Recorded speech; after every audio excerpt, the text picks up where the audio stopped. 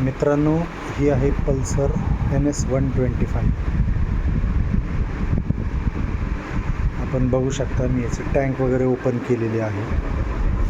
याचा जो spark plug आहे ते इथे आतमध्ये आहे.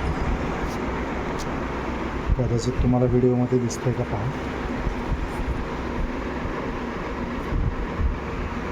थोडंसं मी झूम करतो तुमच्या लक्षात येईल.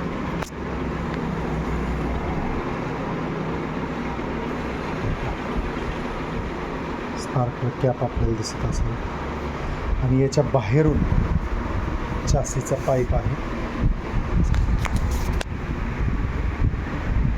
कोणत्याही प्रकारे प्लग स्पॅनर इथे बसू शकत नाही. या कंपन्या गाड्या बनवताना युजर फ्रेंडली का बनवू शकत नाही? किती वाईट अवस्था आहे या गाडीची. मेकॅनिकला प्रचंड त्रास होतो या गोष्टीचं काम करत असताना.